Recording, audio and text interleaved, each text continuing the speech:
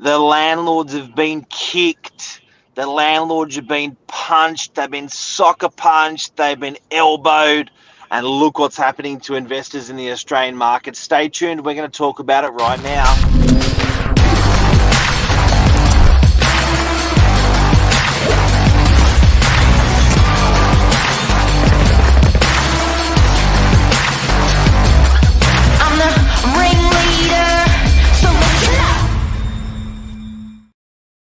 All right. Good morning. How are ya?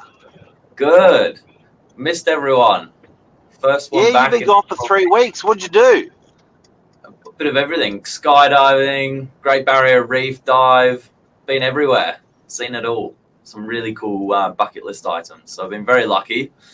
But yes, got to come back to work and kick it all off again. What did your UK buddy say about Australia? Does he love it? I think he's going to be back. Yeah, I think he won't be the first. He wouldn't be the first English person to move out here and never go back. So yeah, there's definitely. Back.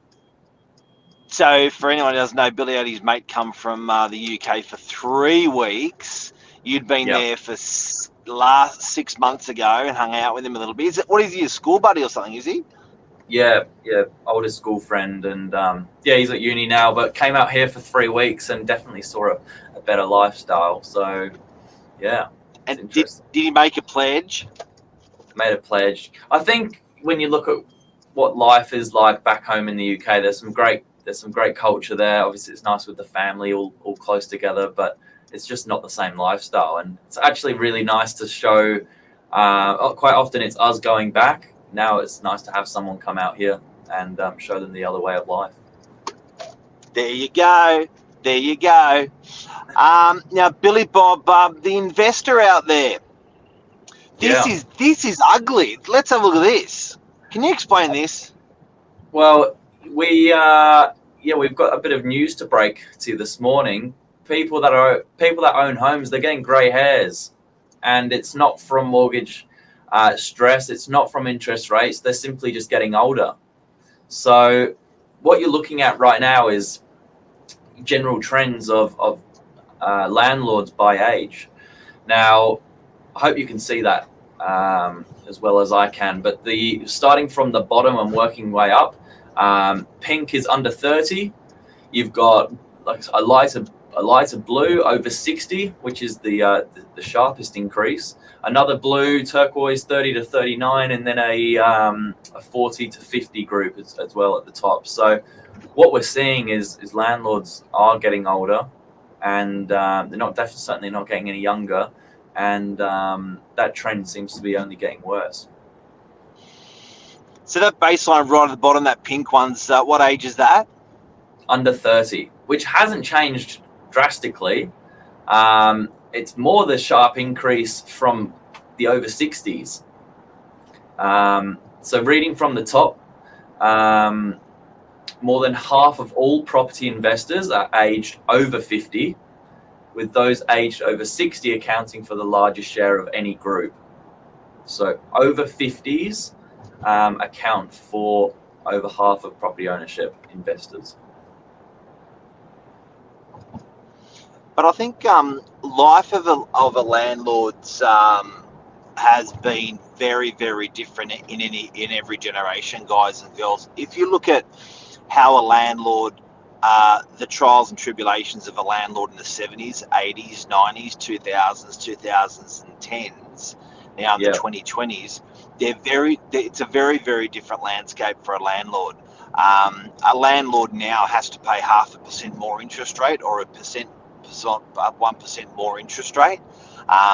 That traditionally was the same interest rate as a homeowner previously. So they're being forced out of the market by paying higher rates. Now, it may not sound a lot when you say 0.5%, but when interest rates, you are paying 10 to 20% on that interest more as a landlord than an investor. And what I mean by that, if you're 0.5% and your interest rates are more, and your interest rates are differentiation, and your interest rates are sitting at 5%, well, that's a 10% difference in swing. Yeah. that you've got there. So, Billy, landlords are in a tribunal. It's a common known that you go to tribunal and it's going to fall in the tenant's favour. Tribunal members will always preference that way. It's not a 50-50 sort of decision we see from experience. We're going to the tribunal quite regularly. So the laws that are coming in, landlords are being told they can't put their rent up more than once a year. Landlords are being told that they can't do offers over on their rents. Landlords are being told they can't, their agent or representative can't provoke tenants to pay more for their rent.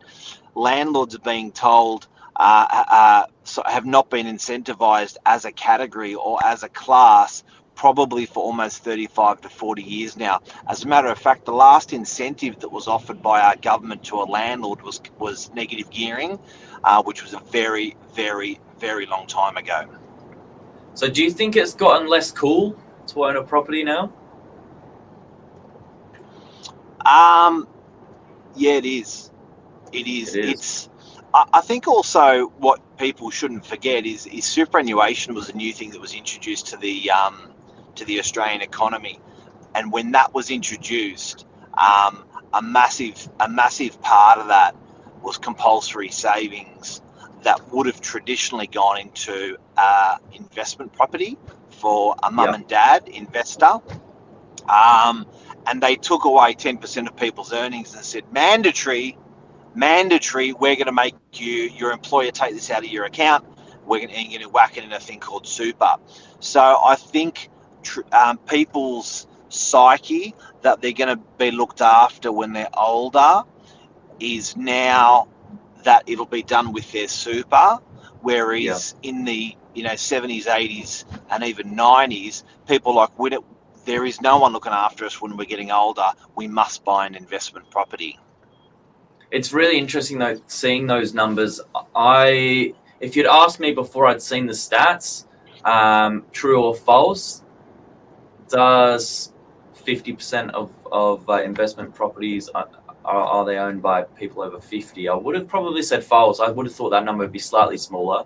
So it's a lot. It's a lot, and obviously interesting to see. Do we sell probably 1 out of 2 to a family of over the age of 50? Yeah, maybe. So there you go. Got a few comments there as well. Billy's back. Morning, Liz. Catched up landlords. Lucky for renters, get cheaper rents. Bucket list item was next generation. Do we see? Do you think you're going to start to see some of these properties handed down, Mark? Look, when typically, and this is going over a very long period, people don't. People prefer the opportunity of cash to be able to do what they like rather than in a fixed asset like property. It was mum or dad's dream or granddad's dream to have the investment properties, but more often than not I see them disposed of when it's an experience, when it's a property that's passed down, and more also it's normally between a couple of dependents. So normally it's hard for that investment property to go to someone because it's normally some people. There's 2, 3, 4 of them, so easier to sell it, chop it. Yeah, I do agree. Bloody laws, too many rules for landlords, and percentage of investor sales has increased in the last 5 years. Absolutely. Morning, Luke. It's really interesting to see. I think, is it going to be a problem? Can you see that being a problem for young people? I think the pressure that's on our rental market is people don't realise it's generational pressure. They think it's a result of our economy or COVID or the last couple of years. I think it's a result of probably 20, 30, 40 years of bad planning, because the incentives to have mum and dad investors, which was always our way of life, that incentive's gone. There's been, like, I can probably count 20 or 30 different variations of first home buyer incentives in my career. I've never seen a investor incentive come into the marketplace. They are 2 big category classes that the government would want to see buying. So the reality, Bill, is it's going to be the institutional investor. It's going to be build to rent models. The corporates are going to step in, and the corporates are going to be the landlords for these tenants in the future. So I'm seeing building blocks of 50, 100, 200 units. None of them get sold. All of them get held by the company, and all of them get rented out. So the institutional investor will step into the market, and the mum and dad investors will be gone forever. There you go. That's a changing shift, a shifting dynamics in real estate. It's sad. It's sad. Yeah. It's really, really sad. And look, one thing that we've missed, Billy Bob, is we are seeing people buy with their superannuation property.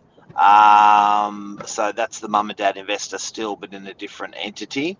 But they're buying sub 500,000 stuff, 300, 400, 500. They just don't have enough in their super there to buy something for $1 million, or 800,000. So, and then it is very clever of the government. It is locked away till 65, 70. So yeah. Yeah, it's interesting, but that's that is the numbers for you guys. So, young people, you're a minority. If you're under the age of 30, you're certainly a minority to be holding an investment property at this age. And you know what? I think the government's got a duty there to step in and to make it a bit more exciting for landlords, or a bit easier for landlords, and that will free up our rental market 100%. They think that building is the only way out of it, but not necessarily. Needs to be cool. Needs to be cool. Needs to be cool. Welcome back, Billy Bob. Thanks, guys. See you tomorrow. Have a good day. See ya. See you.